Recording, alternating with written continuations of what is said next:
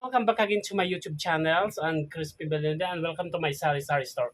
Ayan guys, itatry natin mag-repack ng 1/4 na sukal kung magkano kakalabasan ng 1/4 sa taglilima. Okay guys, so i-repack na natin yung sugar kung magkano tutubuin. Okay, watch out guys. Okay, wait lang guys.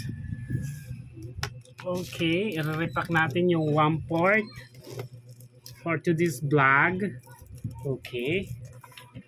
1/4 na asukal kung magkano. Kasi bintahan natin ito is 20 pesos. Kung i-repack natin tagli 5. Can I borrow first? Okay. Ayan. Can I borrow muna? Yes, thank you so much. Ayan.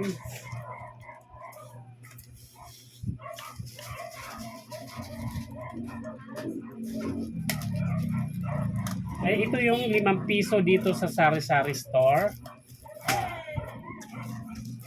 Ayan. 1.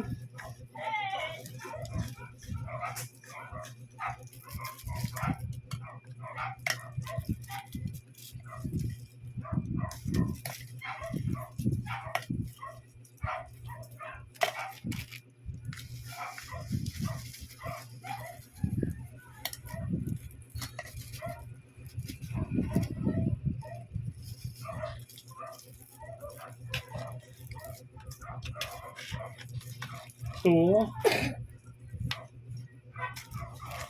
3.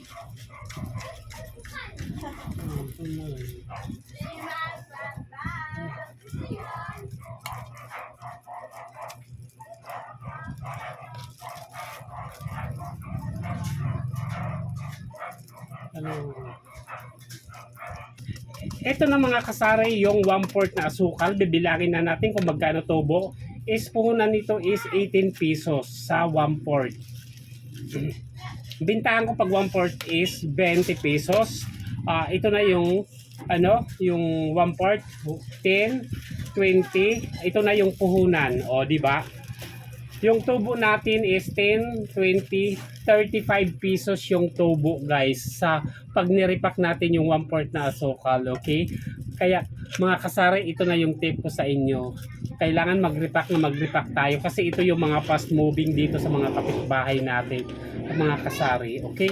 Bye! Happy shopping and God bless everyone! More selling!